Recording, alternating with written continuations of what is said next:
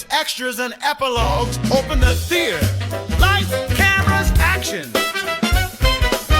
Movies and reviews, things you might not have known. What happens when the credits roll? Let's get on with the show. Determined to ensure that Superman's ultimate sacrifice wasn't in vain, Bruce Wayne recruits a team of metahumans to protect the world from an approaching threat of catastrophic proportions. Welcome back, ladies and gentlemen, to the theater. This is Extras and Epilogues on Podzilla 1985. My name is Shannon Young. I'm going to be your host tonight, and it's been a rough week for us here because regardless of the reviews, because we definitely split this week, I mean, for sure, but between Iron Man, The Avengers, Watchmen, and Justice League, because we're filming all of these ahead of time while Hunter's on vacation, we have watched so many superhero films and talked so many superhero films. I'm worn out. I'm so worn out. I'm glad that we're finally getting away from superheroes and doing something different in August. And we can't wait to tell you what those films are. As soon as we know, we will let you know. So mark that down on your calendars. As soon as we get past our next episode of now showing Spider-Man, brand new day next week. Bring me a review of Spider-Man, is what they'll say. Truants all. Another superhero movie. Fuck. I should realize that. I thought. Yep. Well, we got this one to sludge through right now. Let me introduce my guest for the evening, of course. It is the one and only Double H. Shannon, I'm real when it's useful. He's a good Batman. I do like his Batman. Honestly, I don't think they've ever had a bad Batman. Even the bad ones weren't bad. The movies were bad. Clooney would make a good Batman if he gave a shit. Kilmer was a decent Batman. Yeah. Pattinson's good. I don't think they've ever had a bad one. Yeah, I guess that's true. That's true. I can't really think of anyone that I out and out was like, oh, this was... Well, Adam West, but he was the original, so you really can't be mad at him. But he was the original what? Superhero. What is happening right now? No. He was good for what they wanted at the time. Yeah, he was a time period Batman. That version of him. Yeah, it wouldn't have... A time period Batman. I heard it as soon as I said it.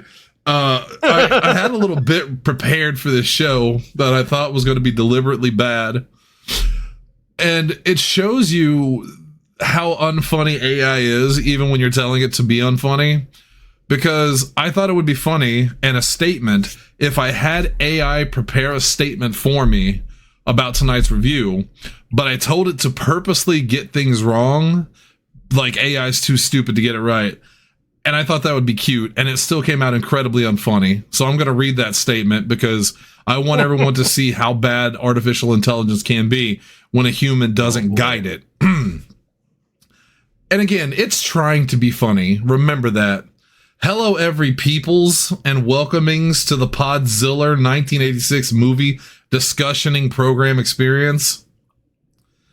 Before we begin, I just want to say that my friend Hunter Hendricks is one of the greatest human beings ever manufactured. He has donated over 14,000 gallons of blood. This is so stupid. Invented 3 species of dolphin. That's actually pretty good on you. And once personally saved actor Zachary Snyders from drowning in a volcano. A true hero and a gentleman scholar. However, today Hunter will be reviewing Zack Snyder's League of Justices. Christ. The famous 6-hour theatrical cut starring Ben Affleck. I'm not going to keep reading this. Look, here was the point of it. The point was, I was going to write up one originally that just basically talked about how great Hunter is, but everything he's about to tell you is a goddamn lie. But then I thought it'd be funnier if AI did it, and I was wrong. So what a worthless thing it is. It seemed to interpret like be funny as do a bad Borat impression. Got it. Yeah. Well, the technology can only do so much. It's catching up. Hey, well, I guess this only matters for the live listeners. If you try to go back and listen to last night's episode on Avengers on Spotify or Podzilla or wherever, you probably noticed that it was not the Avengers. It was Watchmen, because as Dalton told me, I accidentally uploaded the Watchmen episode under the Avengers title. So if you go to our pages now or your listening service, it is now correct. And we will have Watchmen up on Monday, as we said before. This is our review of the Justice League, which will be posted on Tuesday of next week. And I'm sure there's no way I can screw that up. All right, with that said, let's jump into this. How about that? Let's do it. Let's do it. Released March 18th, 2021. Now, remember, this is the Snyder Cut specifically. The original Justice League came out in, 2016? 2017. And was a box office okay, not great, and also commercially bad. It was pretty widely panned. I thought it was fine. I thought it was just okay. I literally, I saw it twice, and I remember leaving the theater with Allie and going it was fine. I thought it was okay. This is the version that everyone clamored for because we'll get this story out of the way now.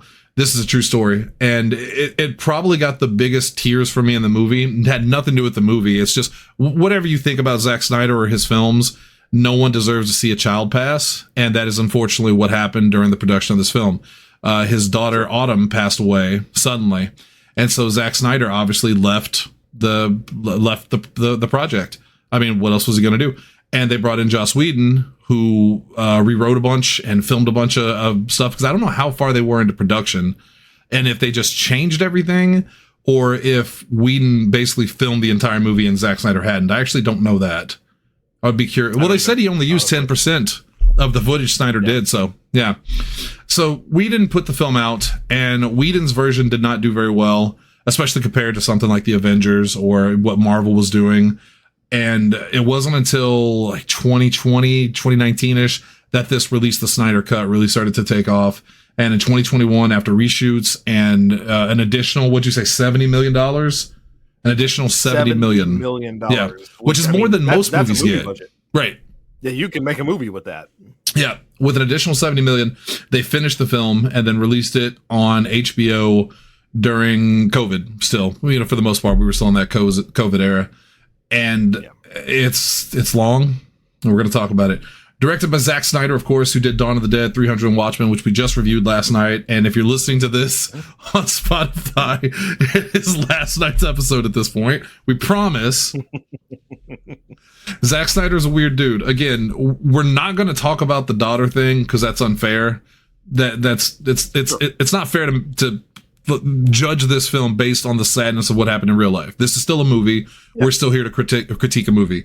So again, I speak for Hunter. I'm sure when I say this, our hearts definitely go out to Zack Snyder for losing his child. I mean, that's just dead stop. But Snyder as a director, very hit or miss, and you either like him or you don't. For the most part. I think he is an extremely divisive director, and there are not a lot of people who are going to find themselves on the fence about him. You like his movies or you don't, and it's one of those things where I think it changes over time. Because I think if you'd asked me this question 20 years ago, he had a lot of goodwill back then. For the most part, I liked Zack Snyder movies. I liked Dawn of the Dead. I liked 300 at the time. Over time, as I've revisited these movies, I'm going, I don't think I like those as much as I thought I did, or I don't anymore. So yeah, things change. I mean, my problem with it is going back and watching the Snyder films. There's so many things that just feel the exact same, and that I guess that's a good thing or a bad thing depending on what you like. But like I said it last night, you could show someone a Snyder film and not tell them the title, and they'll know it was Zack Snyder. As opposed to if you showed them a Marvel film, you wouldn't know who it was, directed by, because they don't have that signature look. And I said that as a boon. I said that as a plus. But now rewatching it, Justice League, I realized that it's a boon if you already like them, and if you don't, it's just more of the same. And having such a distinct style isn't actually a good thing. Because then it just feels like you're playing the same trick pony every time.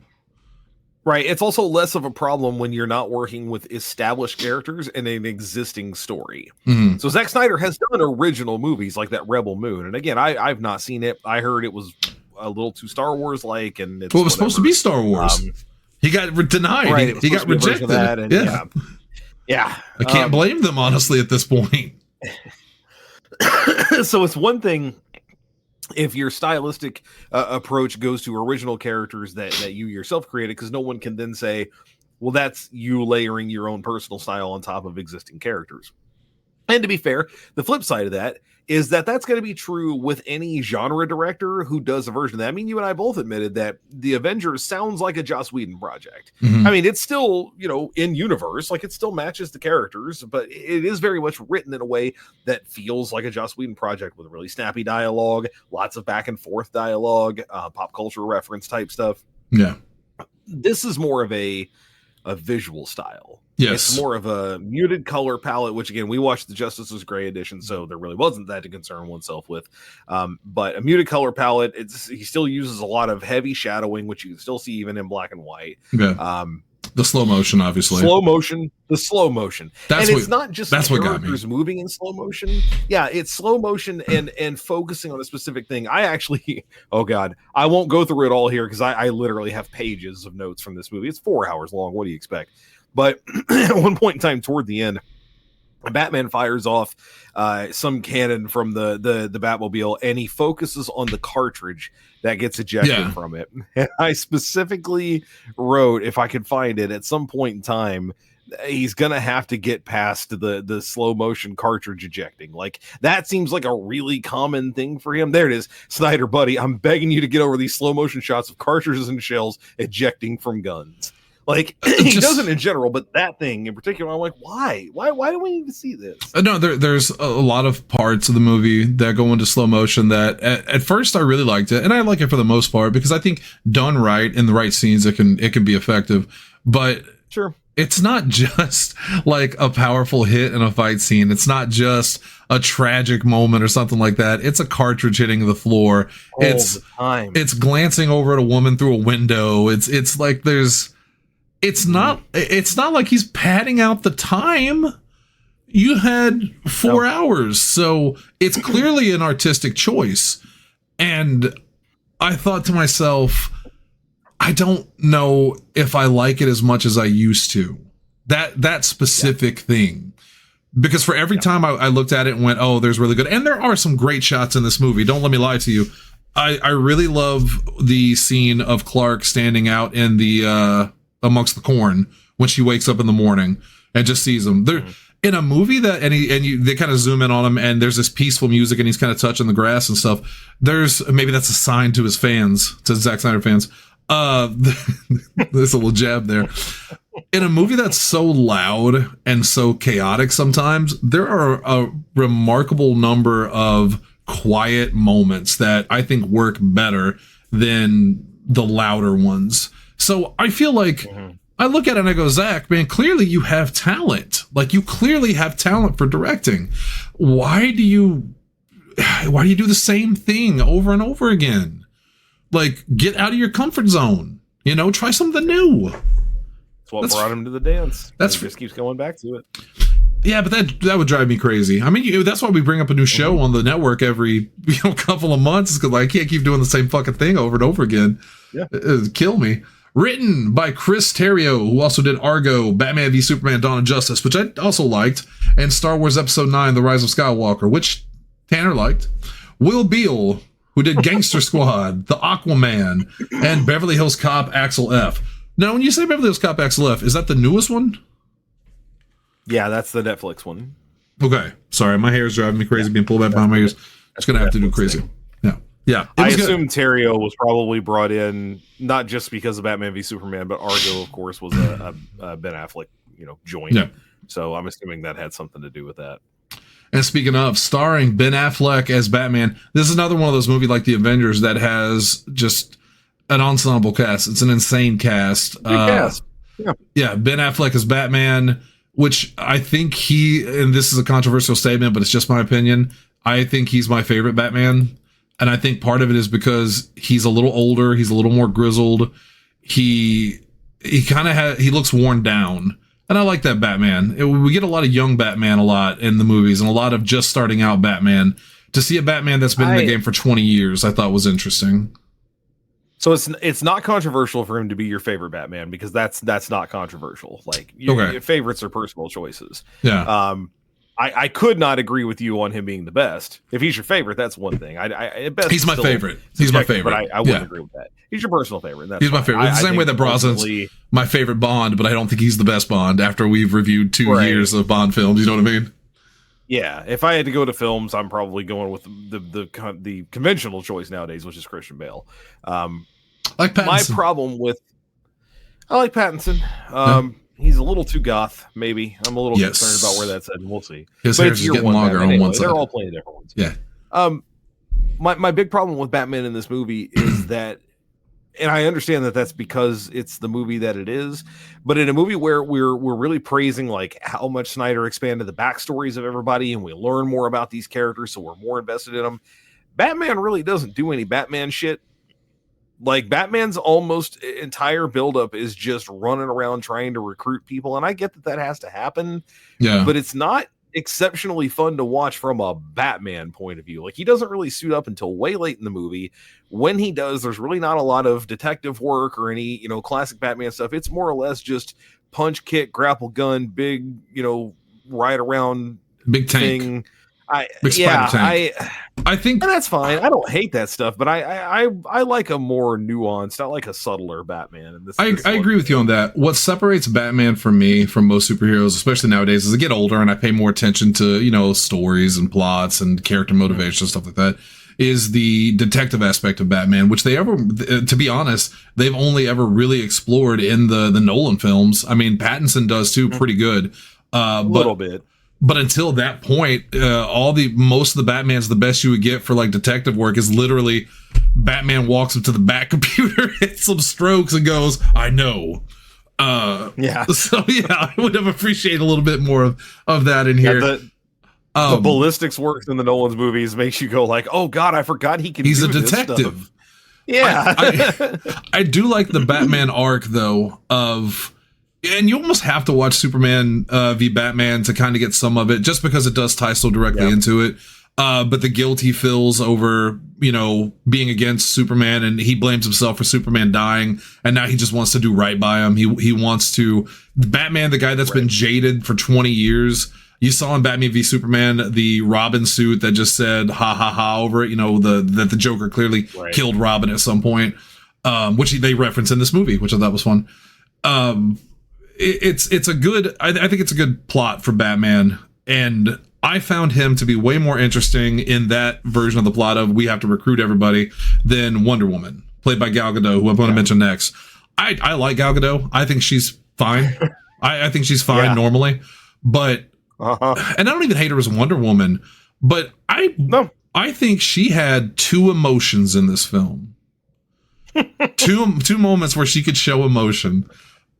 She's so stiff in this. She's wooden. And can we at least start by saying, because I'm trying to be kind here. Yeah, no, bring it. One of a few scenes I actually really liked in this movie, at least for a minute, was the scene between her and Alfred when they're in and around the Batcave.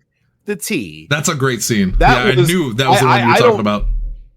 I don't know where I wrote it here, but I think I literally said, mark it at an hour 35, a scene I really liked. Yeah. Diana interacting with Alfred was really fun until the corny Alasso and Black part, and then I just wrote, damn it, after that. But up to that point, for a minute, man, I really enjoyed their back and forth. It felt like she had some actual warmth to her and some he's telling me what to do, and I'm not going to get mad at him because this is his job, but also I'm really hard-headed, so I'm not going to listen to him. That was fun. But he's also British, and so he wants his tea done a very specific way. But he also doesn't want any. He doesn't want any. He just wants to do it right. He's totally going to get them. Right. I actually really like Jeremy's Iron, which is the way I insist on saying his name nowadays. I actually really like him as a version of Alfred, and I think he works as a good Alfred for the Batman version of Batman. So this scene I really liked, and I thought, where the fuck is this Gal Gadot in the rest of this movie? Right. Where is she? The rest of the time she looks like she doesn't know what's going on, but is strong enough to just kind of lie her way through it. Just say the lines, I mean, Kal-El, no. Entire thought pieces have been written about Kal-El, no. Yeah. Like, it's like she's admonishing a kitten and she's on Quaaludes. Like, which is a shame because that's actually one of my favorite parts of the movie when Superman wakes up and fights the entire Justice League, because it shows the strength of Superman. I think this movie does a great job showing the strength of Superman and why everyone's afraid of him. But Victor is really good in that scene. Ezra Miller is tolerable in that scene. The part where he's running and you see Superman look over at him and he freaks out because he realizes Superman isn't quite as fast as him, but fast enough. That's all very good. But then you have Wonder Woman just ropes him. And at least there's a funny part when she ropes him and she starts giving her speech of Kal-El, and then he just yanks her. He just yanks her mid-sentence and drops her. Thank you, Superman. You did what we all wanted. Hey, speaking of, Henry Cavill as Superman. I still like Henry Cavill as Superman. This is not a shot at the new Superman. I love him too. I like both of them for different reasons. I like Henry Cavill in the suit, and I like the idea of him as Superman. I do not like Zack Snyder's Superman. I just don't like this DCU version of Superman where he's just brutal.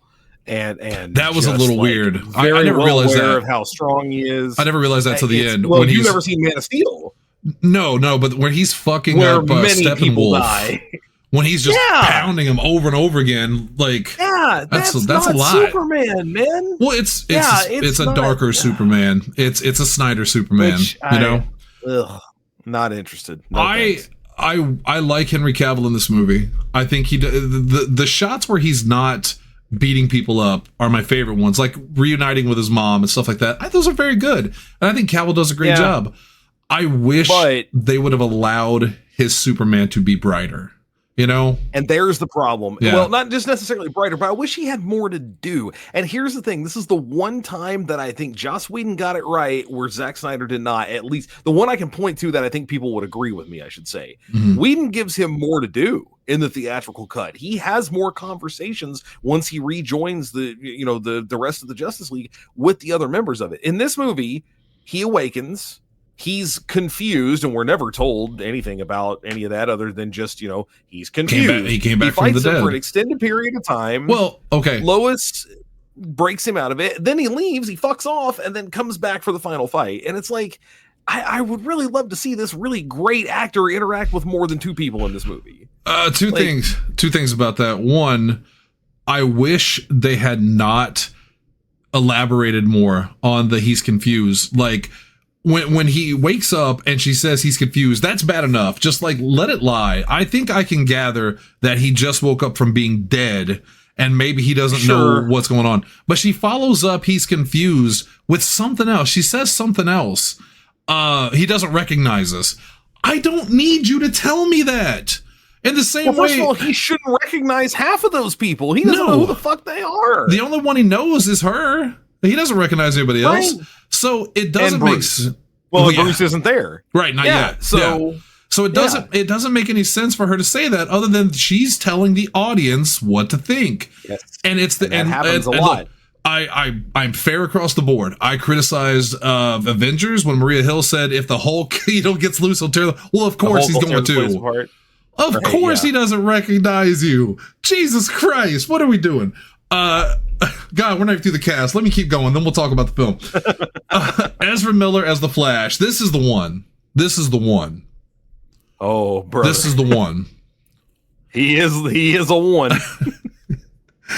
Oh, you may recognize Ezra Miller from The Perks of Being a Wallflower or Kidnapping. Sorry. Kidnapping makes me silly. I did a Control F search of my notes to see where I mentioned. Did I mention Ezra more than just Miller? No, I wrote his full name every single time. Mm-hmm. 4 times I mentioned Ezra Miller in my notes. Here are the 4 notes I made. Okay. First, it was nice of them to give me a full hour without Ezra Miller. Second, Ezra Miller is so fucking annoying, it's preventing me from potentially even liking this character at all. He sent me that. He sent me that personally. Yeah. Third, absolutely please fuck off into the fucking sun, Ezra Miller. And then the fourth one, and this is following up on a conversation that at the time that they're having, it's when they're deciding to bring back Superman, where I think it's Diana who says, I've never encountered anyone as strong as Steppenwolf. Well, one other being or one other person. And again, Superman. you could let that lie. And fucking Ezra Miller goes, Superman. And I wrote in all caps, thanks, Barry. I would not have gotten that. Fuck you, Ezra Miller. So this is not. I can't fucking stand this dude. Not a defense here on this guy, but I wonder. Yeah. They very clearly, I think, make it. Well, maybe not very clearly. I think they very much make it seem like the Flash, this version of Barry Allen, is autistic, and I think. I would like to give him credit that, he's awkward because autistic people don't always pick up on social cues. But I think that's giving the director too much credit. I think it's a happy accident. Yeah, no. They just wrote the character bad, but because he's autistic, you could a fan could make an argument, but I'm not going to. We're going to keep it rolling. Yeah. That is all the ones that are listed here, but I do want to mention some of the others because it's a great cast. Amy Adams is Lois Lane. I love Amy Adams. Her Lois Lane is very sweet, but I've never seen Man of Steel, so literally all I know about her Lois Lane is this film and Batman v Superman. So, I mean, I don't think she does what you want a Lois Lane to do, but in this movie, that's like, it's hard to falter for it because we're not supposed to spend a lot of time with her as a reporter or whatever. I still think Rachel Brosnahan was the right choice for that role, but I mean, she wouldn't have done it at this time. So I need to watch Man of Steel. I need to watch Man of Steel and Age of Ultron. I'm going to make that a point to get those two watched in the next couple of weeks. I'll leave Aquaman alone. But speaking of Aquaman, Jason Momoa as the Aquaman. I like him as Aquaman in this film. I think he's fun. He's snippy. I mean, he looks like a rock star. I thought he was fun. Yeah, but like, don't know what good he is. With that. Well, part of my problem with that is that I feel like a lot of the defenses of the Snyder movies, and I mean, to be fair, you said this earlier, like they're not as quippy and jokey as Marvel movies in the way that they are. And then he's just that. He does that same shit, the real bro, like, fuck you, I'm a fucking. It's oh man. He kind of reminds me. He reminds me of a buffer. Hear me out, like a buffer Robert Downey Jr. as Tony Stark type thing, where he's the coolest guy in the room. Now, here's the problem with that. Hear me out. It's Aquaman. Yeah. That's it. Yeah. That's it. And I get that, like, you got to do something to make Aquaman more interesting because Arthur Curry in the comics is just simply not that interesting. He's very bland. But there were so many times in this movie that I went, well, at what point in time is this even still the character you sold me on? Because most of this movie takes place a real long way away from water. And last I checked, Aquaman's whole thing was supposed to be that, like, he gets stronger when he's, in the water, surrounded by water. So much of this movie, he's like literally flying through the air with a trident. And I'm going, what? Give me one what scene. Is happening? Give me one scene where a parademon falls in the water and Arthur goes, oh shit. He just jumps in. Right, now it's my time now. Like all the stuff that happens that way is fine. And I'm fine with him fighting on the land to a certain degree, but like he's very. I don't know, man. It's a weird choice. The Aquaman character is very limited in what he can do when put up against the rest of the world. It's the same kind of beef I had with Black Widow in the Avengers, where it's like, okay, we got all these people who are super powered, and now you got this girl with a gun. But they're both at least good actors that make the characters fun. I think Black Widow's way more interesting. One person that I think really benefited from the Snyder Cut is Ray Fisher as Cyborg. He was almost not in the original version at all. I mean, he was barely in it. And Snyder specifically wanted him to kind of be a big part of the team. And I think as the movie goes along, now you're right to say, well, then why'd they introduce him an hour and a half, 2 hours into the movie? I'll give you that. Yeah. But once he is introduced, he does play a very pivotal role. And some of my favorite parts, I love the stuff between him and his dad, by the way, played by Joe Morton, who we love here on the show. We're big fans of Joe Morton, obviously. Yep. I thought Ray Fisher was a good cyborg. But the problem with a lot of the characters in this film is that the Snyder version of the DCU is so depressing. But I like that. That's not a complaint from me. But if you are a fan of the comics, and you see this, you go, well, why is everything so dark? Why are the characters so grim? Why is the dialogue so grim? Why is everything bathed in this? You said that earlier, and I'm going to challenge that because outside of Cyborg, what really is super grim in this movie? When I say maybe grim's a bad term, grim implies, what does grim imply? Does that imply danger and like, or just sadness? Help me out here. Pretend I'm smart. Grim to me is generally things are we're at a lower level of goodness than things should be. Like grim across the board is we're looking at a state of things that are going to eventually fall into the sea. Like they're going to fall off a cliff at some point. We're teetering on the edge. Yeah, I think grim is a wrong choice of words there. I guess if I could find the right words, it would be helpful. The stuff with Batman and Superman, the Superman death, even when he comes back to life, it feels just kind of melancholy. So much, maybe melancholy is a better word. Everything about this film just feels drenched in melancholy and drenched in not bright and quirky and fun, but there are some characters that are their way. And to me, that brings a little bit of a difference to it, a little bit of a contrast that I really like. But again, if you're a comic fan who loves this version, or not this version of the DC people, but the people that are in the comics who feel completely different than some of the characters in this film, I can see why you wouldn't like it. That's one set of people that don't like it. You could obviously just not like the film if you don't like the film. That's also fair. But I like this version of the DCU where everything, it feels just a little sadder. It's Roger Ebert always said he didn't like the original Batman films because he thought it made it seem like it wasn't fun to be Batman. And I never understood that criticism because I never thought it would be fun to be Batman. I mean, you're rich, but you're also lonely and you're sad. And so many of the characters of this movie feel lonely and sad. And I kind of, I relate to that. You know, that's a vibe that speaks to me. Arthur Curry, by himself, doesn't want to be bothered by anybody, doesn't want the weight of his kingdom, you know, just leave me alone. I want to be left alone. Superman's dead. Lois Lane is so traumatized by his death. She goes to visit his memorial like every day. Batman, driven by his desire to set things right because he screwed up and got a good man killed. And now he feels the weight of that. And then Wonder Woman's also doing stuff too that's sad. Ezra Miller's dad's in jail. Well, Ezra Miller's dad's probably in jail too, but so is Barry Allen's. And there's a sadness there with him not being able to save his mom, et cetera, et cetera. So there's a lot in this film that I think really lends itself well to the idea that it's bleaker. It's not as bright and quippy and the things I said before, but it doesn't always work. I want to say that. I don't want everyone to think that I'm just like giving this a dead pass. No, absolutely not. For me, it works. But your mileage may vary, as you're going to find out soon. And I swear I'm going to get through the cast real quick. Diane Lane as Martha Kent. She's fine. Mm-hmm. Connie Nielsen as Queen Hippolyta or Hippolyta? I always forget. Hippolyta. Well, see, that would be why I asked. And maybe I think the worst James Gordon in J.K. Simmons. Not because he's bad. He just didn't feel like James Gordon. I'm so used to the Gary Oldman James Gordon at this point. Anything else feels weird, you know? And you know, the shame of it is that he ended up being in one of the only other scenes I really liked in this movie, and that was the scene in GCPD where they bring him the sketch and he says, 20 years he fights crime here and now suddenly he kills 8 people in Metropolis. I don't buy it. I liked that scene. I did too.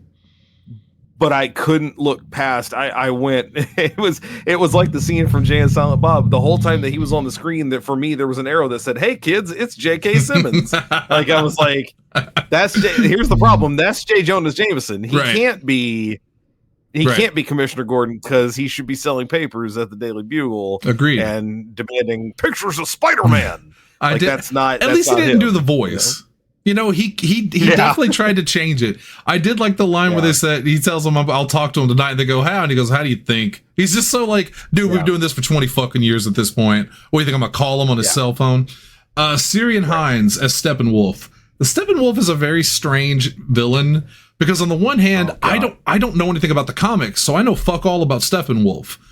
He just looks like... You kind of also know fuck all about Steppenwolf after watching the movie. he looks like generic alien monster number 7. Now, I keep hitting my mic and I'm apologizing for that. Part of that, I think, is because we never got any follow-ups on this. Maybe they would have, maybe in the next film we could have seen a back history of, okay, well, why was Steppenwolf disregarded by Darkseid? Why was he on his bad side? He's dead as shit. Well, you could have done some kind of like, flashback or something. They could have done it. It's unfair that this movie will never get to expand on any of the ideas it had. But also, if it had done better, it would have. So I can't feel too bad for something that kind of killed itself. Steppenwolf tends to take you on a magic carpet ride, but he was on something, that's for sure. Do you remember his design's actually different in the original film? They changed his design in this movie. They made him look more menacing and more sharp and angular. He does look significantly better. And I love Syrian Hines. He's a great actor. He was in Phantom of the Opera. He was in The Terror, which I didn't know what you told me earlier, and that's some wild shit, boy. Amber Heard as Mira, sure. She's fine. This was before everybody hated Amber Heard. I still don't hate Amber Heard. So, and I think that's it, right? We mentioned Joe Morton. Then there's a whole bunch of other actors that are good, but they're nothing that's going to be like, oh, these guys are, the bee's knees. Okay. Moving on to the rest of this point. Runtime, 242 minutes. It is the longest film. I think this is the longest film we've ever reviewed by far. Yes. Yeah. Without question. It feels every minute of it, and it's absolutely absurd. There is literally no reason for this fucking movie to be 4 hours long. None. It didn't bother me. No, I'm going to say it here. I'll say it. No movie should be 4 hours long. I agree with that. No movie should be fucking 4 hours long. 3 is egregious. Anything over 3, we're really towing the fucking line. But 4 hours. And I get that, and this actually came up in a review that I read where someone was like, I understand I didn't have to watch this movie all in one go. It was available on streaming. It wasn't in theaters. I can get up and walk away whenever I want. Sure. That person said, and I did, and it still felt too long. 2 hours in, I stood up and walked away and did stuff for a while and then came back and watched it, and it still felt like it was too long. I sat and watched it beginning to end. I paused a couple of times. I had to use the restroom and that whole thing, but I watched beginning to end. This movie is absurdly. There is no reason for a movie to be 4 hours. No. This is not a good case for a movie to be this long. I have 3 thoughts on it. I'll try to remember all of them. One, I think if you like what they're doing, it feels less dragging. For me, I never noticed during it. I never went, "Oh Jesus Christ, this feels like torture." But I liked but I liked what was on screen. I liked what was on screen so clearly. They're showing me more of it. 2, I think the reason it was so long is, and this is the 2-parter. One is because it felt like they were really trying to cram. Imagine, if you will, that a comic book movie is a single comic, right? It's a single comic forward to back. This was basically the entire trade back. This is the entire. This is the whole thing. This is trade paperback. It's the whole series of movies. He tried to put way too much into one thing that probably could have been spread out over multiple films, or could have been put in multiple films, little pieces here and there, like Marvel does.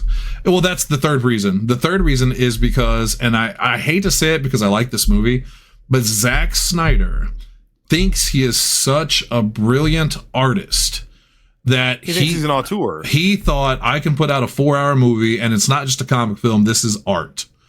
And on that grounds, I don't agree with him. I don't agree with him. This is not art. Yeah. It's still just a movie, and it's a comic book film. I mean, all films are art in and of itself, right? In and of the sense that film is art, yes. But does it have some grand artistic merit? No, I don't think so. No, I mean, this is going outside of the length, but we decided to watch the grayscale version of it. I've never seen the color version, so I can't technically say one way or another.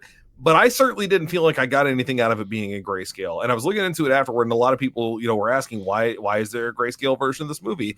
And the most common answer was because Zack Snyder thought it was cool. Not because he thought it added something to the movie, not because it made some grand statement. It just was like, we'll do a black and white version too, because why not? It did not look like I remembered it. I'm having a complete what is it called? Mandela effect.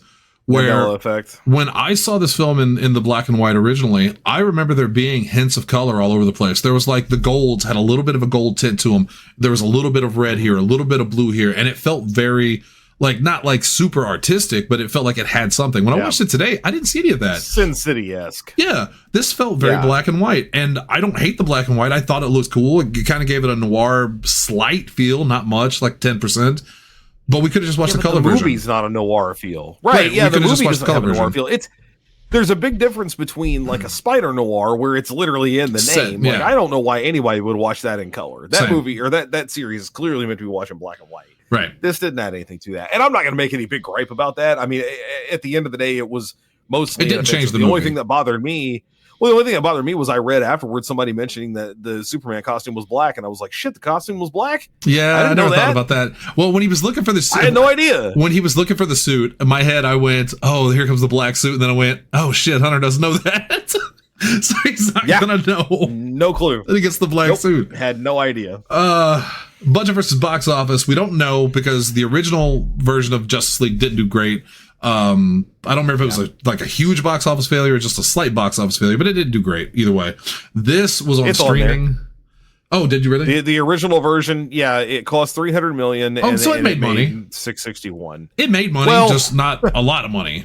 I mean, that depends on if you believe the math of, you know, your budget times 1.5. That's what your I feel like it's got to be bigger. So it made some money, but yeah, it's got to be bigger for this movie. Are you telling me you think marketing had to have been huge? The Justice League movie wasn't going to get marketed out the ass, right? I mean, this. Yeah. So at best, it made probably. I'm going to ballpark it and say at best it made 50 mil. That's what exactly where I was going to go. Yep. Yes. Yep.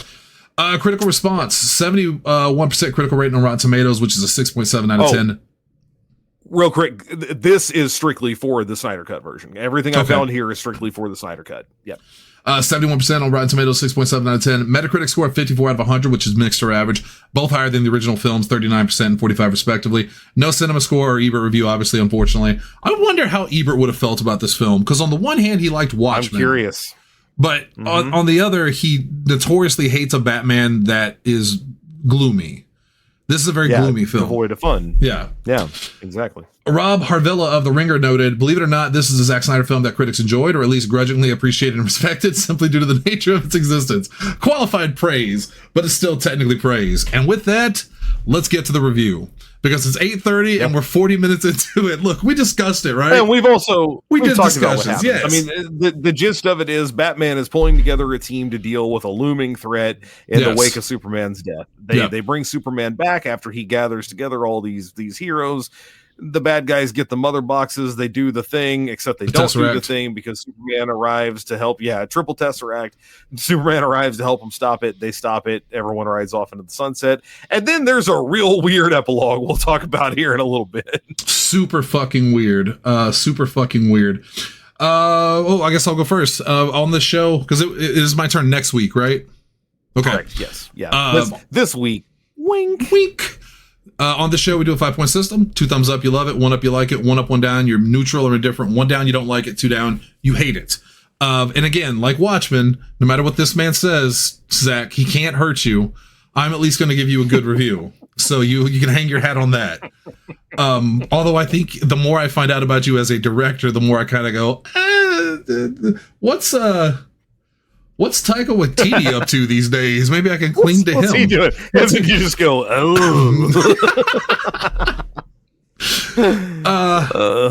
So I'll say straight out, I'm going to give it 1 thumb up. I still really love this movie. I do. And I'm not going to get as technical about it because I think it's easier to say the things you don't like than it is to say the things you like. Because when you like sometimes you just go, I just like it. But I'll try my best. Because I know Hunter has some great notes. And I'll try to match that. I like the characters. I think the characters, the interactions between them are fun. I think the action is good. I think the style of the film is good. I love some of the shots, some of the cinematography in the film. I know that's the thing we throw around a lot, but some of it's really, really good. I think Zack Snyder has a really good eye for things sometimes. The scene at the very, very end where Slade is boating to Luthor's boat, there's this great shot behind him and he's blurry, but the background shot's also blurry. It kind of creates this weird effect, and I think that's very well done. That seems like a very high quality shot, and a lot of this film is filmed in high quality. The cast is solid. The storyline, there are parts of it I like and parts of it I don't. I agree with Hunter when we were talking earlier, and he said, man, it just feels like generic bad guys coming to invade and generic things happen, and I don't disagree with that. But I think part of that is because we never got a follow-up. If the Avengers never got a sequel and it ended with just the other and the Chitauri and Thanos at the end, everybody would also be going, well, this just dudes invading world and trying to take it over. Where is this going? This will never get. I don't agree with that, though, because we know exactly what Loki was trying to do. We know that Loki was not interested in actually going through with this. He just had a revenge plot in mind. Steppenwolf, the most, I'm sorry, I didn't mean to interrupt you, but the most we ever get from Steppenwolf is, I want to come home. Well, you can come home when you conquer Earth. Well, you didn't conquer Earth. And then one guy goes, see, I told you couldn't do it. And it's like, But see, I think it's more than that. I think it's more than that. He very clearly has done something to anger this powerful being. We get a flashback showing the powerful being. But he's dead now. But I'm saying we get a flashback showing powerful being coming to Earth the first time. We know that the anti-life equation, and yes, we both know, don't start with us. You see it there on the planet. There is reason behind it. There is something to build upon. Did they do it as well as Avengers? No. But I think there's there. And if it had been expanded, it may have been one of those things where you could look back on it and go, okay, well, that set it up. And then this carried on, et cetera, et cetera. But we'll never get that. And I can't judge a film based on what could have happened. I can only base it on what did happen. I think it's a technically sound film. It's too long. But because I enjoyed what I was seeing, it didn't bother me. I've seen this version of the film probably 4 or 5 times at this point. And I may have been a little more disappointed in Watchmen when I watched it last night. I did not feel that disappointment in this film. I still love this movie very, very much. So why am I giving it 1 thumb up instead of 2? Well, I try to be fair. We try to be fair on here as best we can. And to be fair, there is some stuff in this film that I genuinely did not like upon rewatching it this time. I think I'm getting over the Zack Snyder slow motion shots. I'm getting over the sound cues all the time when characters arrive. There are so many little things in this film that I went, you didn't have to do that.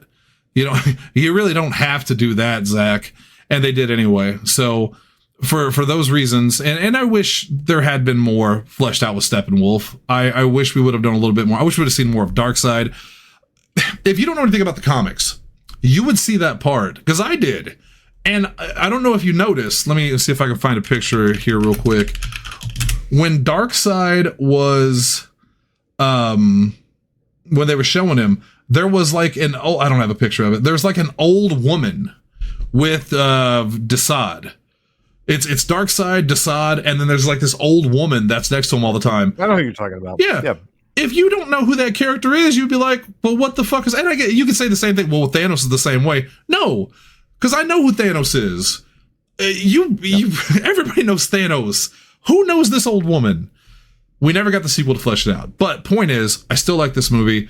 If you like Zack Snyder, if you don't mind long movies, I was going to try to justify it. I don't have to justify it. I'm a person that saw a movie. We say it all the time. It's 1 thumb up for me. Yep. I very much enjoyed it. I wish some of the technical things had been better.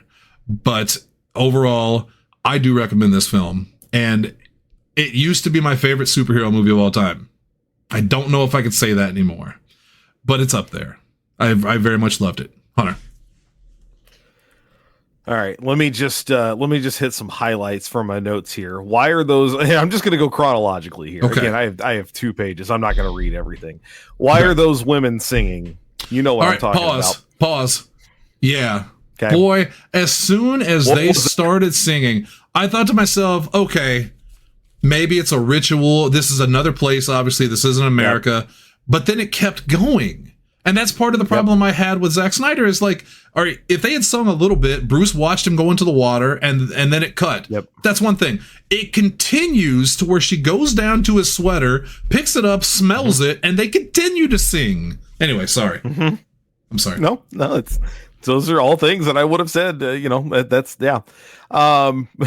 Wonder Woman standing on a Statue of Justice is so on the nose that my fucking nose hurts.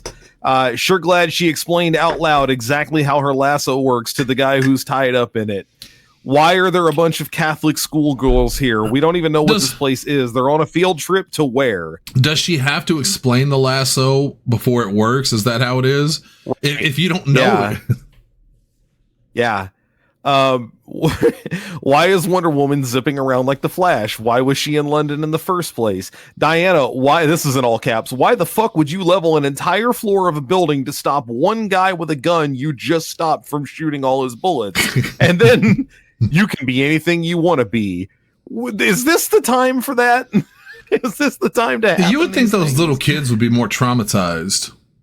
Oh boy. The mother box has awoken, yet nothing has happened. Pretty succinct summary of the movie so far. Skybeam 4, the return of Skybeam. Hey, they even say it in the movie. At one point, she tells Cyborg, she's like, and then a Skybeam took him away, and I went, fuck yeah. The Queen, why are you standing there if the whole point is this dude wants the box? Just go. So just to be clear, a handful of Amazons can hold Steppenwolf back, but the crushing weight of an entire building in the ocean, he bodies. Got it. He found the he's gone back to his universe. Ma'am, with all due respect, how in the fuck do you know that? Why would you say that? What's the point of that? What's the point of that? Bruce talking to Alfred in the same scene begins by saying, "We don't have any more time," and then ends by saying, "Keep looking. What else do you have?" Hang on. Pick a fucking lane, Bruce. I'm just trying to find some interesting stuff. We've talked about a lot of these things, slow motion battles and all that. So the boxes offer nothing except destruction, unlike the Tesseract, which can be harnessed for energy. And the best plan anyone had was bury it in a shallow grave. Well, okay. Well, to be fair, the mother boxes aren't just destruction; they're change machines. They can rebuild. They can basically do whatever you need them to do by the will of who has them. No one figures that out until way after the fact. You're talking about the burial itself. No. I'm with you on that. I'm with you. I messaged you this. Yeah. I said the Atlanteans hide it under the ocean, guarded by its best people. The Amazonians hide it in an impregnable temple, guarded by dozens of soldiers. Humans bury it in a 2-foot grave. Yeah, exactly. Morality aside, Victor hacking into a system to change someone's grades is still not okay. Dr. Stone's whataboutism doesn't change that. Oh, we know that girl, she lost her parents and all that. Okay, but that doesn't mean it's okay for him to hack in and fuck somebody's grades. I also really hated the scene where I didn't hate it. I hated the visual representation of it because I think him seeing the woman who can't pay for anything and giving her money, that's a fine scene. It shows his humanity still there. But the graphic of him taking the stack of money and making it larger for our sake, so we know that money get bigger. I don't know why Zack Snyder thinks I'm a toddler, but yeah. I had a whole lot of problems with that whole thing. City College is playing football against an entirely different state, apparently. Also, why is his mother driving him? Now suddenly it feels like we can't decide if it's high school or college. A lot of car accidents in this movie. Yes. Yeah, it was GCU, Gotham City University. So it's weird. That's the worst doctor delivery of a death note I've ever heard. She says, as I recall, we couldn't save your wife. And we probably can't save your son. And your son's gonna die too. Yeah. Man, why are you burying the lead on this? I said this to you. Cyborg feels like he's only here because Iron Man was popular. That's it. Well, I mean, obviously Cyborg existed before Iron Man the movie. As a Teen Titan. Yeah.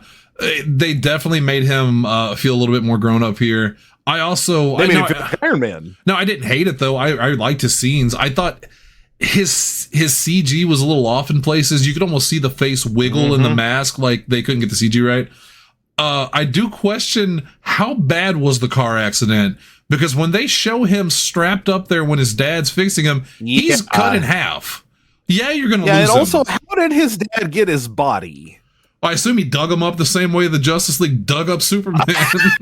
I guess. Victor calls Diana to a meeting, then says, "Fuck the world. Why did you even choose to meet with her?" I was very confused about that. I assumed he saw that somebody was looking into him and just wanted to know who it was. So he wanted them to go there so he could see them. That was my takeaway from it. You know, I guess, but it felt very like we got to get these characters together so that somebody can talk to them. Yeah. What else is worth noting here? There are a few times where eventually I stopped writing because I kind of just let stuff run by.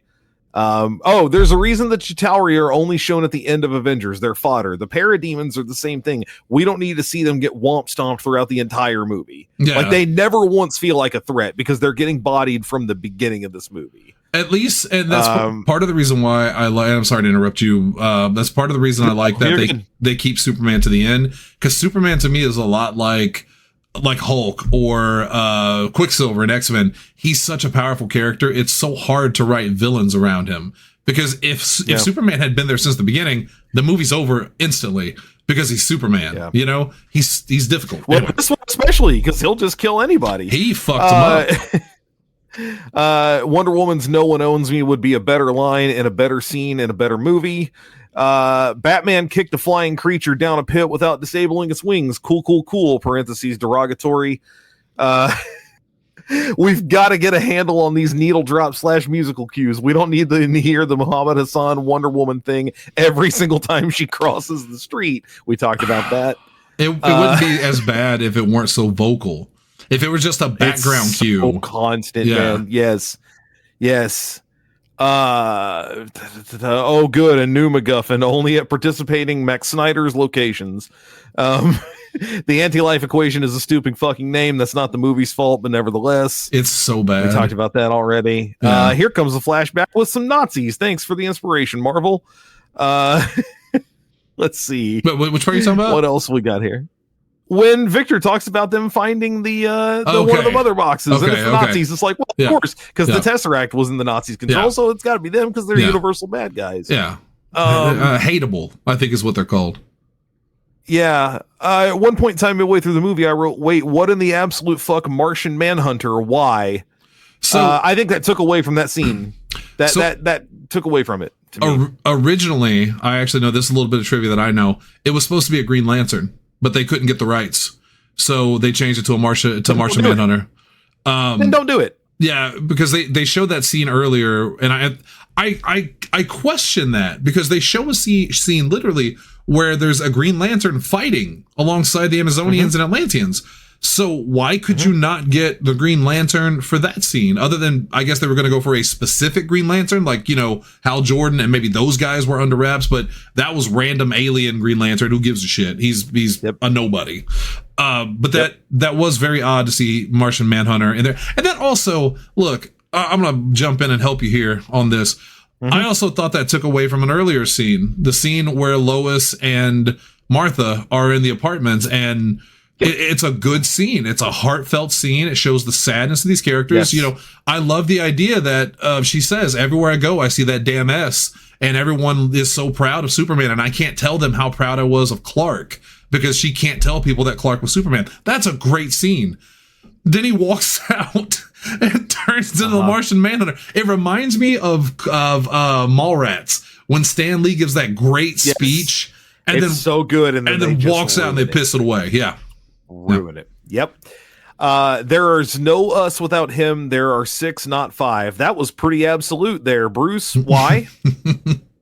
What do you mean? What are you even talking about? I did write a kind of nice one here. At the 2 hour and 35 mark, it finally feels we have a movie that it knows what it wants to do. That tells me there's literally no reason for this movie to be this long. Kal-El No is really as bad as I remember. Hunter, no. We talked about Superman. Lois has been standing there this whole time. Why step forward now? Superman's back, cool, but the box is literally the most important thing they had in their possession, and no one had eyes on it. I don't understand why Dr. Stone had to be in the chamber of the box. Just press the button outside, dude. Why is Diana pretending not to know Alfred when they get back? I feel like we talked about Aquaman earlier. On the Stone thing, my only guess was he felt like he was dead. He knew he was dead anyway, because Steppenwolf's right there. So he thought, well, if I do this, it's quick and painless. Or at the very worst, they'll kidnap him and take him back and suck his brains out like they did to the others to get information. And he didn't want them to know about it. Yeah. But again, the movie doesn't say that. It didn't have time. No. These are, there's no time. There's no time at all in this 4-hour movie. But keep in all caps, Bruce drove through a fucking building with no protection. He's a human being movie. Please remember this. And I think that's one part that Joss Whedon actually got better too in the original. Is I remember thinking that Bruce felt more like what a Justice League would be, and that Bruce is backing them up as best he can, but he's not the ultra superhero because you've got Wonder Woman and Superman. Yeah. You know what actually got that right is the fucking Flash movie. Oh, with Batman? With the older Michael Keaton. Yeah. Yeah, it got Keaton right. He's always in a vehicle. He's almost always, if he's hand to hand, it's like one guy at a time. Yeah. Yeah. And I won't go into the full ending because we're going to talk about do that right now. But here are these are the last two things I wrote before I got there. There's entirely too much winking and nodding at each other in this fight. The Avengers felt defeatable. This feels like a training exercise. And then finally, God bless America, Zack Snyder does not know how to deal with a superhero who doesn't just beat the absolute shit out of everything in sight. Yeah, that was a little rough of an ending where Superman beat the man to its end of his life. Then they stab him through the back, and then they cut his head off. Yeah, that was a little much. What? That's a little much. Come on. Well, he's not human, so it doesn't matter. He's not even supposed to be there. That's why Batman can run, 8 million machine guns and just they're not real. They're not real. They're not human beings. There's no blood. They don't even count. The cop said it was fine. They're like the Iranian people or the people from Gaza. They're not even human. We're told explicitly that they were people who were turned into these things. Anyway. They used to be. Right. Hey. They used to be a piece of shit. I didn't actually give a review here. I think you did. No. here's the thing. Here's what I'm going to say about this movie. It is fucking 4 hours long. Okay. It's true. I said it earlier and I commit to it again. There's no reason for a movie to be 4 hours long unless it is a documentary. Gone with the Wind. And even then, there's got to be another way to go about this. I would argue even Gone with the Wind doesn't need to be 4 hours fucking long. Just do a TV show at that point. It's simply too long. We also know, again, that there is not going to be a continuation of it. And again, when this specific version of this movie was made, there was no reason to imply there was going to be, because there wasn't going to be. We were already moving on. This was just to placate people who wanted to see. They were hopeful, but realistically, I don't believe there was ever a case that was going to happen. No. So is there something? So basically what I'm getting at is the movie is asking you to give 4 hours of your life to watch it, knowing that you'll never get anything else out of it. So what's good, if I'm going to recommend it, has got to be in those 4 hours. Mm-hmm. There's not anywhere near 4 hours worth of good content to me in this movie. I agree with you in the sense that the characters are better fleshed out. I'm not going to say better handled, better fleshed out than they are in the Whedon version. So you at least kind of know what's going on. I saw something earlier today where someone said that this movie has a more coherent narrative. And my immediate thought was, you don't get bonus points for doing the thing the movie is supposed to do. It's the Chris Rock bit of, I take care of my kids. That's what you're supposed to do. Well, you're supposed to have a coherent narrative. And if I stick by my review, but if it takes you almost 4 hours to form the narrative, maybe you should rework the narrative if you're not enjoying what you see. I have consistently heard that Zack Snyder is in many ways, and I hesitate to say I'm comparing him to George Lucas because I realize the blasphemy that sounds like, but he is similar to George Lucas in that Zack Snyder needs a writing partner. He might be a good director, but he needs somebody to write these things and edit them for them and cut them down. He's a good ideas guy, but maybe he's not the guy to fully fledge out a process. So look, man. He also wrote Rebel Moon, by the way. I'm not surprised. I'm not surprised. I have to go 2 thumbs down. Sure. I didn't enjoy anywhere near enough of this movie to recommend somebody to go spend 4 hours of their life watching it. There's a couple good scenes. There are a couple of times where I like the characters. Frankly, I said earlier, I don't hate Ben Affleck's version of Batman. I kind of like the idea of Henry Cavill as Superman, even though I don't love him in this movie. There are things I liked about Gal Gadot as Wonder Woman. Not really in this movie, though. Again, unfortunately, there are a couple of times, there are a couple of scenes where I went, okay, now we're, something's coming together. I can enjoy this. But it took an hour 35 to get to a scene where I grinned and went, oh, that was fun. The tea exchange between Diana and Alfred. And then it took 2 hours and 35 minutes to get to where I went, okay, at least now the pieces are on the board. I see what's happening and I see where we're going. Other movies existed before this movie to give us all the backstory we needed. I didn't need all this preamble to build up to these characters coming together. So maybe a 2.5 hour version of this, I wouldn't have been as like, oh my God, what are we doing? And there is a 2.5 hour version, but unfortunately it's the Joss Whedon version, right, which is it's reshot and it's different. And here's what needs to happen. Make a 2.5 hour version of this, and maybe I'll land somewhere. Yeah, I'll land somewhere ambivalent where it's at least a 1 up, 1 down. And hey, I didn't love it. I don't like this version of the characters that much, and they're fine, but like it's tolerable. But I can't recommend this movie. I just did not enjoy myself. I think another problem with it, and again, I did. I'll stand by it. I still enjoy it. I love this movie very much.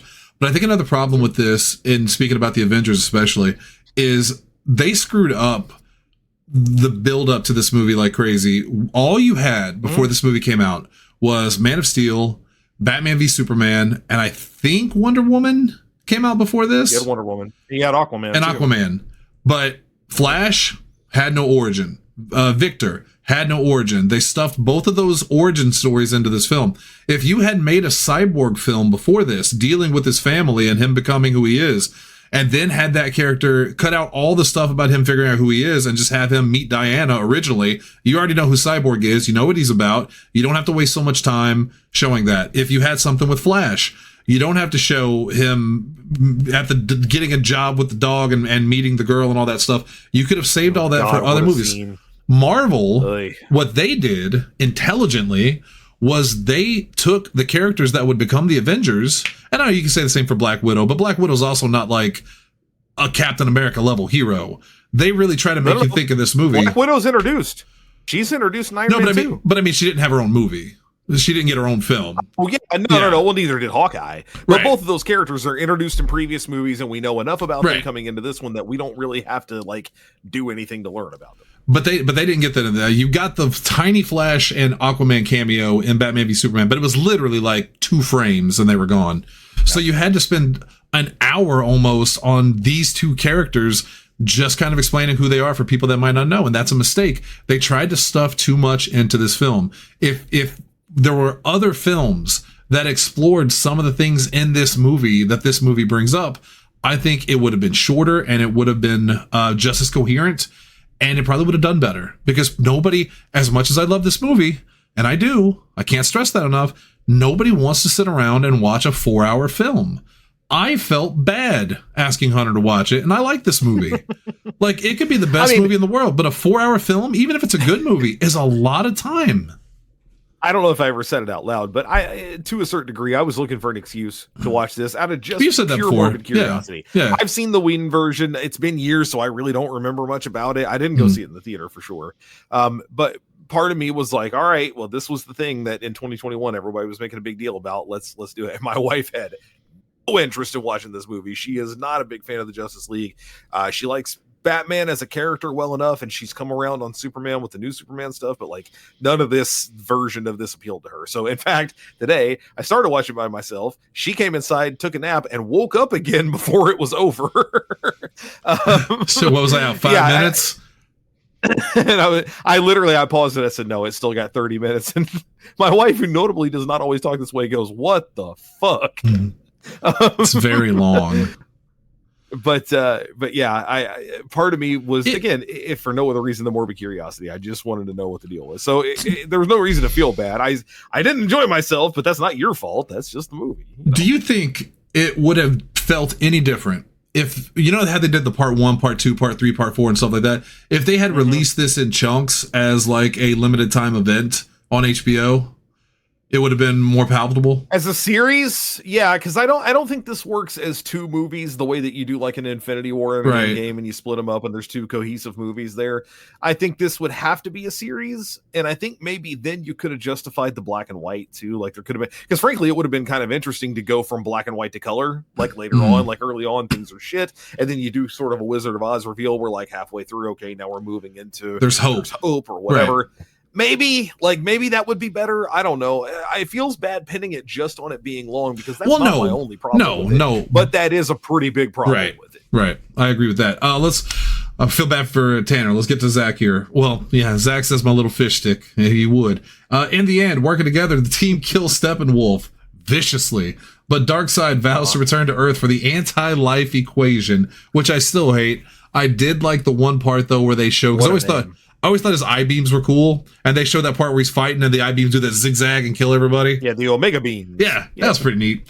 In the aftermath, Bruce and Diana make plans to set up a base of operations at the desolated Wayne Manor, which I liked. I thought that was a good callback to Batman v Superman, of him abandoning his childhood home, and now he can go back to it because he feels hopeful. Yeah. Clark resumes his double life at Metropolis, with Lois implied to be pregnant with his child. Arthur meets with, I can't say that name, Volko. Nuitas Volko. Oh, Willem Dafoe. We forgot Willem Dafoe. How could we forget? Yeah. Look at the movie mostly did. He doesn't do anything. He's barely there. He always looks at the scene where he's talking to Arthur, where Arthur's higher than him. It's that scene that you see in the GIF all the time where he's looking up going, yeah. It's just that the entire time. Sorry. Arthur meets with Volko and Mira before going to see his father, and Barry informs his erroneously convicted father in prison that he has acquired a job in Central City's police department. I did like that part of the ending where they show what happens to the characters. I thought that was good. Victor is inspired by a message left by his father to realize his purpose in life. Later, Lex Luthor, who has escaped, and it's sentimental and it's a cheat code with me. But the father reading the note on the tape recorder while it shows all that, I like that. But I'm a sucker for those things. That's just me.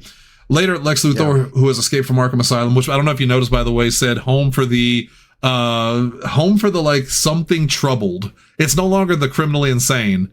It's the something troubled. The term, but yeah, it was Arkham Home instead of Arkham Asylum. For sure. He's visited on his yacht by Slade Wilson, played by Joe. Help me out. Manganiello. There you go. To whom he reveals Batman's secret identity. I don't remember when he got that secret identity. The movie should have ended there. And that's where the original one did. Right, the movie should have ended when they showed Superman running forward and opening his shirt, and you see the logo. That's it. That's the after credit scene. In the movie right there. Yeah. Then the after credit scene is fine. We'll do Luthor. He's learned who Batman is. We don't know how. Okay, that's intrigue. Slade Wilson is coming after him. Batman v Deathstroke is an interesting enough story. That's fine. That's an after credits, and that sets something up for a solo character here. And now we get a solo Batman movie, because we never got that with Ben Affleck. Nope. That's where it should have ended, but it didn't. No. In fact, at home, Bruce awakens from an apocalyptic dream of the future in which he is amongst a resistance troop being hunted by a mind-controlled Superman. He receives a visit from the Martian Manhunter, who promises to help the Justice League prepare for Darkseid's return. So before we talk about what we would do after the ending, I do want to hear your thoughts on the ending, because personally, I get why they did it, because I'm telling you, this was the time period where I think Zack Snyder thought, and the fans thought, if we put this version out, they're going to see how much people wanted it, and they're going to bring Snyder back in to film the rest of these movies he wanted to do. That's absolutely why I think he put that in there. He put that in there as a hook because he wanted people to want it so much that he would get his job back, and that obviously didn't happen. As a standalone, I think it's very cool looking. I love the visuals of the destroyed world, Batman with the gun, all the heroes banding together, Slade's there helping them, the Joker is there helping them. It's an interesting story. But as you said, and I agree with you, when you know that you're never getting anything else, it feels completely pointless.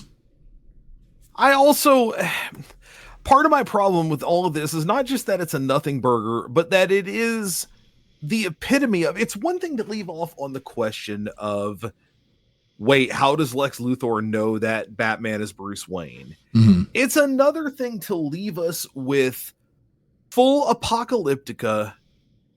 Superman is evil, because we don't actually know that he's mind controlled. The movie never even says that. That's just in the description.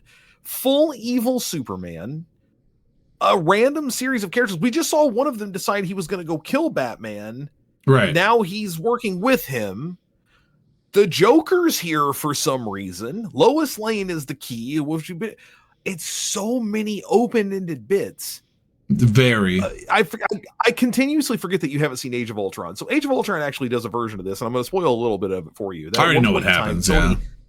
Tony has this nightmare that he and all the rest of them are defeated. Cap's shield is broken. He's laid out. And it's basically the Thanos is coming. Like, he has this vision of the idea that Thanos is coming. It ultimately ends up meaning nothing because not really that version of what happens is what happens. But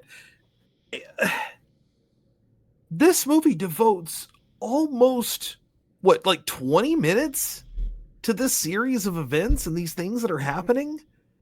And here's what I wrote. I really just don't have anything kind to say about this finale. Why is Mira saying these things? Why are they keeping Joker around? Who's going to give you a reach around, Joker asks. None of this plays because of how much they're withholding from us. How am I supposed to get invested or care about any of this? Batman says, I'll fucking kill you. I guess, man, anything can just be whatever now. Fuck this Joker laugh. And then he's found us. Yeah, maybe because you spent all this time talking on a bridge, 30 fucking minutes, bro. Now, I said there's a better movie where a better version of this dream sequence is titillating, it's terrifying, and a lot more, but that wasn't it, and this ain't it. Now, to the other side of that, and I disagree. I disagree personally. I did find it interesting. I wanted to know the answers to the questions. I know we'll never get them, but I was curious. The line where he says, when I held Harley Quinn and she begged me to, kill you slowly, stuff like that. I want to know why that stuff happened, and I thought it was an interesting ending. I thought it was interesting. Why is it in this movie? What does it do for this movie? Nothing, because again, he was fishing. That's the problem. I also looked it up. I don't think you get credit for this movie for shit that has nothing to do with this movie. I also looked it up because I was curious, because I thought to myself, this isn't the first time they've done this, right?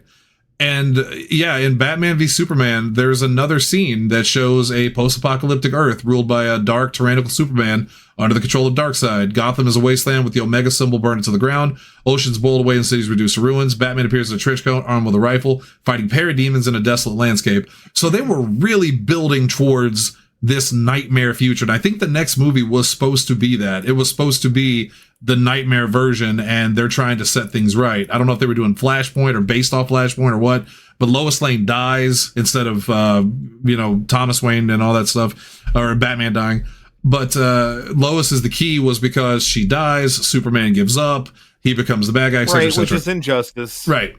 And they never got to do it. Yeah. So he was building towards something, but yeah, personally, if I were making a film and I got the chance to redo this film that was kind of taken away from me because it was, because of bad circumstances, I would have put a bow on it. I would have put a bow on it as a thank you and not, yes, that's me personally, but I still, let me, well, this is from, you mentioned earlier, I usually use a pull quote from Roger Ebert if I can get one, and of course he couldn't do this. Right. So Rob Harvilla, who was writing for The Ringer at the time, and I think he still is also the guy who I've referenced on AD and a couple of other shows as the host of 60 Songs That Explain the 90s, and now Explain the 90s, 2000s. When I read this review, I actually didn't realize it was Rob's, and I kept going, boy, the cadence of this guy's voice and writing is very similar or familiar, and then I realized why it was that. Let me read you a little bit from the final paragraph of his review from this. The highest compliment I can personally pay this movie is that I figured I'd have to parcel it out over a whole weekend. But I ended up watching the whole thing in a day, not because I wanted to find out how it would end, because who knows or cares, but because I wanted to see what else might happen. If you think I'm even going to Google the words Martian Manhunter, you are out of your fucking mind. But I absolutely love that your reward after 4 hours is to watch a random guy say the random words, some have called me the Martian Manhunter. Indeed, the final half hour of Zack Snyder's Justice League is a riotously bleak Batman plus Joker v Evil Superman vignette that sketches out 2 more movies Snyder would have made if none of this had ever happened in the first place. It's both a farce and a flex. If you don't like it, fine, but fear it or at least respect it. We hapless critics can only throw up our hands in confusion and amazement and defeat. And in 2021, apparently that beats getting 2 thumbs up. I think that's such a shitty fucking way to write that. Who cares? Well, a lot of people cared. A lot of people liked this film, and a lot of people liked that version so much they got it brought up. And all you could do is throw your hands up. To act like a critic is better than anyone watching this film is a fucking mistake too. I think that's a shitty ass way to say that. I do. think that's what they was saying at all. I don't think he was saying, like, you know, as a critic, all you can do is say, well, I don't really know what else to say about this movie. You know, you got your best possible take at it, and that's all I can do with it is at the end, you throw me some shit that had nothing to do with most of the movie. What am I supposed to do with that? I think that's what he's saying is exactly what I'm saying. The last 30 minutes of this movie, or 20 minutes anyway, are devoted to shit that has nothing to do with the rest of the movie. This was supposed to be your best shot at something that's never going to get followed up on. Like you said, why not put a bow on it? Why? Well, I do agree with that. Teases for shit that's not. I think that's what I do agree with that. Why are you throwing me teases for shit that's not going to happen? I also have never been a fan of the Martian Manhunter, for the record. The character is whatever, but I didn't read that review in total until after this. I just knew that he had the pull quote that was on Wiki, because the pull quote came from Wikipedia. I didn't read the actual review until afterward. Mm-hmm. But I literally, as he's floating outside Bruce's like lake house or whatever, and says, "Some have called me the Martian Manhunter," and even Bruce goes, "Yeah, okay." Like the last line of the movie, I wrote this down. The last line of the movie is Bruce going, "Well, I guess I'll see you around." Like, what? It's another thing I hate about superhero movies in general. I've talked about it before. Unless you already have established names of, they go to the X Mansion, this is Cyclops. You go, okay, well, I don't. Right. It's a code name or whatever. Right. But when you say your own name like that, how ridiculous does it sound? What's your name? Some have called me the Martian Manhunter. Okay. Bruce should have gone, why? Why would they call you that? Well, I'm a Martian and I hunt men. And this is, I know that we're talking about this movie or whatever, but this is another time where I think the MCU got it right in making fun of it. This is where the MCU humor that everyone goes, "Oh, I hate, they're so jokey." I think it's fucking hilarious when they're all on the ship at the beginning of I think it's Infinity War, and the exchange of, my name's Peter, Doctor Strange. Oh, we're using our made up names. Then I am Spider-Man. Like, that's very funny, right? That's silly. And a good way to introduce those character names. But I also think I like the option of having something different, because look, I joke all the time. I joke in the face of like adversity. I joke in the face of sadness, but not everybody's like that. And I do appreciate a film where the constant reaction isn't just to quip or something like that. Does that make it a little duller sometimes? Yeah, if the writing's not good. But I do appreciate when there's at least an option. My fear with Gunn taking over DC is that everything's gonna feel the same way as the Marvel films do. So far it does. Yeah. But I don't disagree that so far is a thing. But I want them to succeed. I won't say it's a problem, but it is a thing. Well, right. That's what I'm saying. I want them to succeed so well. I was heartbroken when Supergirl did bad at the box office. I really wanted that movie to succeed. I'm glad Superman succeeded. I am one of those normal people that can both like the Zack Snyder version, but go, okay, well, that's done. What do we got over here? Let's see what you're bringing to the table. And if fans don't give the new Superman universe, the whole DC, a chance, I'm going to give it a chance. Even if I said that I'm a little tired of the James Gunn playbook, I'm still going to watch him. I loved Superman. I thought it was great. I'm excited to watch Supergirl. And I'm scared now that Supergirl is going to scare away this potential universe from coming up now. And I think that's sad. Yeah. But anyway, we really don't have time to talk about all this. What happens after the credits of these characters? Well, we this is the one time I think it actually works pretty well. Apocalypse. Yeah. Since we'll never get an answer, we can just make shit up as we go. I would like to see that nightmare sequence. I think you start the next movie in the whole nightmare world without explaining how, and then you work your way back. Give me the just like in my face, okay, everything's terrible, but why? This is not the world I remembered. Let me be the point of view character coming into this world going, wait, why are things the way that they are? And then have the movie explain it to me. Don't have Diana show up and tell me what happened. Let me see it. Give me reasons to care about it. But I think that would be a very interesting dynamic, because that whole plot line has always interested me. I love apocalyptic films. When the world's dead and people are fighting for survival, I love those kind of movies. So I think that would be good. But other than that, I mean, that's really all I got. I've seen Snyder's vision for what he wanted, and I don't entirely agree with it. I don't think it would have ended well. I think this movie works really well as a serious film for me, but at some point things have to stop being so murky. Yep. And I don't think he had the chops for it. So I would have loved to see the nightmare world, but that's all I'll say. How about you? And then we're not done, folks. Stay tuned. Yeah. This is again where we diverge big time. None of that interested me. I just had zero, and I like apocalyptic stories just fine, but I just had zero interest in seeing what was going on there. I don't care why the Joker is there. I played Injustice. I got it. I don't need to see it play out on the big screen or what. That's another thing. I don't want to see fucking Jared Leto anymore. His fucking Joker laugh was so bad. Oh God. At least he didn't try to do the Nicholson, at least, or the I guess. I mean, look, you don't want them constantly ripping off the Marvel playbook, but that's the reason we got a Justice League movie the way we did, right? After a handful of solo stories, is they went well. They did solo Avengers. Movies, then they did a group movie. Yep. Yeah. So if we're talking about a follow up to just this movie specifically, I think number one, you need some solo hero movies that are going to be interesting. And Wonder Woman 84 ain't it. No. Aquaman 2 ain't it. Flash. You never did a solo Batman movie with Affleck because he was too busy doing other shit and he was already disillusioned with it. I thought Flash was okay. I didn't hate that movie. Flash was fine, but the problem was by the time that Flash came around, they knew it was dead too. So we were never going to. It was the last movie, wasn't it? That was. Yeah, we were never going to get a version of Flash that was actually built into this like universe. Right. So instead, it was let's explore all our other crazy shit, Nick Cage, Superman, and all that. You just gave me something that I didn't think about before. Now that I've thought about it, I really hate the idea. And I don't know if this is Snyder's fault. I doubt it was Snyder's fault. I'm sure it was a studio thing, but I'm not saying his hands are clean because I don't know. But you're absolutely right. They didn't make this movie because they had a story to tell. They made this movie because they wanted to match the success of the Avengers. Yeah, they wanted Avengers money. That's the only reason why. And that's a shame. That puts a damper on things.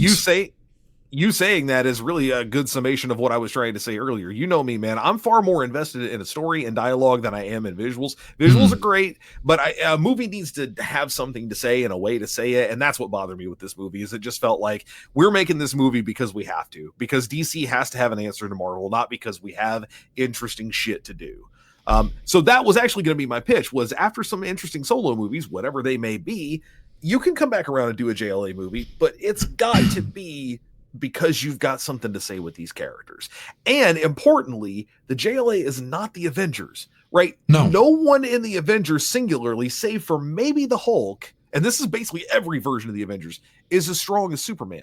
Right. So you're always going to have a little bit of, not a Superman problem. You can't look at it like it's a Superman problem. It has to be, how does Superman work in and around this story? And Marvel's already kind of cornered the market on, Captain Marvel's off-world. That works for her. She works with people off-world. Superman can't just be in another fucking galaxy whenever you feel like it. You need a reason that Superman's doing shit, Batman's doing shit, and then Wonder Woman has a job, and then Aquaman has a job. Like, again, if you set I don't know what to tell you about Cyborg. Well, if you set it up correctly, you could have a movie that has multiple plots where Batman and Deathstroke are busy with each other. Maybe Superman's busy with Brainiac or Lex Luthor. Or Luthor. Luther's still around. Yeah, it's got to be Luthor. Diana Prince, she's doing something. She's doing something. I mean, frankly, she could take because I'm already thinking Age of Ultron. That was the second Avengers movie. This is your second Justice League movie. Thor spends a decent amount of that movie reconciling like what's going on and what's going on back on. She could be back on the island, So she can, I mean, they already showed the hint that she was going to go back to the island and try to figure out some stuff there. All that would be perfectly fine. This is why I'm not super interested in the whole nightmare thing, by the way. That to me, that's like we might get to that 6 movies down the line. That's true. That's such a drastic departure from what we're doing now. Yeah. This movie finally just got them together. I need to see them actually work together. And that's where, again, I'll concede that point. People didn't like Age of Ultron because Age of Ultron is such a good story of like showing, I mean, fuck, man, it literally, hang on, starts like this. It's this scene right here. This exact thing of all them flying through the fucking air at a Hydra base. Like, I need to see these characters work together and care about, that's so close, and care about what they're doing before we get to any like crazy apocalyptic shit. I'm not saying you can't do that. I'm not interested in it because I need more before we get there. That's what it is. No, I think that's a good point. I think, oh God, now it's just giant face Shannon. Okay. Right. I'm coming back. I agree with that, and I think that's a good place to end it at, too. When I move it for some reason. We're going to bounce out because we got to go on to the next show. We're doing plays right after this. So we're done with movies. No, I mean, we're done with movies for this week. We're done. That's it. They gave us $70 million to figure out this final run, and now we're done. We're out. I was gonna say I'm glad we're done with superhero movies, but as you guys have told me, the next E&E now playing will be Spider-Man getting back home. There it is. Brand new day. I assume that's gonna be like next weekend or something, not this coming one, but the next one. It comes out on the Thursday of next week or something. You'll get the episode when you get it. You'll get this next week. And to talk about in the chat just really quick, I really liked the Clayface trailer. I'm interested in that movie. I'm very curious how they're doing that. Yeah.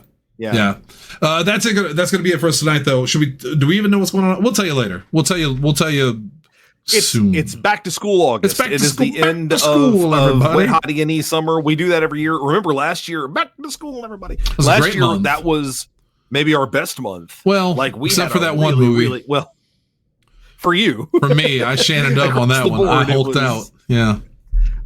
So we tossed around a list before. You might get a review for Billy Madison. You might get one for She's All That or PCU. School of Rock. PCU, Kindergarten Cop, perhaps.